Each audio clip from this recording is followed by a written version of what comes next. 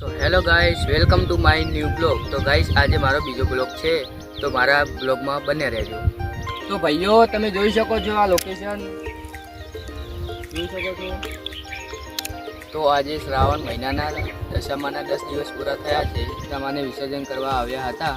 તો સૌ લોકોએ તળાવમાં વિસર્જન કર્યા છે, પણ તળાવમાં તો તમને ખબર જ હોય છે કે ગંદકી જેવું હોય છે. જોઈ શકો છો, અહીંયા આપણે મૂર્તિઓ પડેલી છે. અલગ અલગ જગ્યાએ પડી છે, તો આપણે એક જગ્યાએ મૂકીશું બધી અને સારી રીતે ગોઠવીશું. તો મિત્રો, આજે આ બધી મૂર્તિઓ પડી રહેલી છે, તો એક જગ્યાએ અમે મૂકીશું અને સારી જગ્યાએ મૂકીશું. મારા બ્લોગમાં તમે લાસ્ટ સુધી બન્યા રહેજો અને જોઈ શકો છો તમે આ ગંદકી કેવી છે, જુઓ તમે. તો આપણે બધી મૂર્તિઓ એક જગ્યાએ સારું સુરક્ષિત જગ્યાએ મૂકીશું અને તમે મારા બ્લોગમાં લાસ્ટ સુધી બન્યા રહેજો.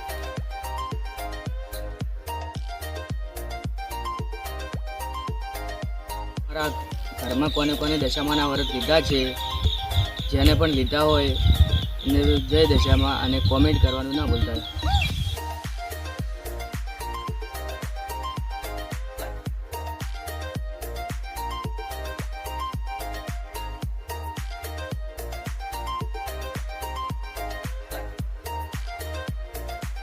તમને ખાસ નમ્ર વિનંતી કે તમે દશામાં કોઈ બી જગ્યાએ તમે પધરાવા આવો એટલે કોઈ બી સુરક્ષિત જગ્યાએ સારી જગ્યાએ મૂકો. તો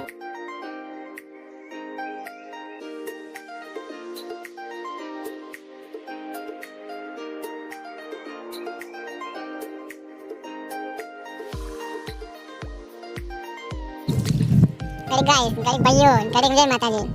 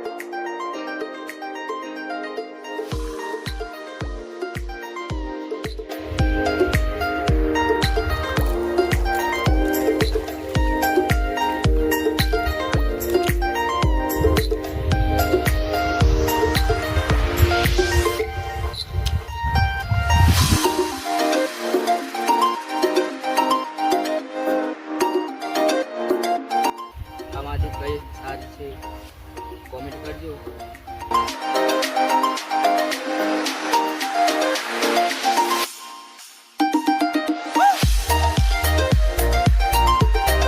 તો બધી મૂર્તિ એક જગ્યાએ મૂકી દીધી છે. અલગ અલગ જગ્યાએથી મૂર્તિઓ પડી હતી, તો હું એક જગ્યાએ લાવીને મૂકી છે અને અલગ અલગ જગ્યાએ ગંદકી હોય છે એટલે બધી એક જગ્યાએ મૂકી છે, એટલે સારી સહી સલામત મૂકી છે. તો ભાઈઓ, તમે પણ દશામાને માનતા હોય તો કોમેન્ટ કરજો અને આ બ્લોગ અહીંયા અમે ખતમ કરીએ છીએ. બ્લોગ જોવા તમે સબસ્ક્રાઈબ કરજો, લાઈક કમેન્ટ શેર કરતા રહેજો અને નવા નવા બ્લોગ તમને હું બતાવવાનો પ્રયાસ કરીશ.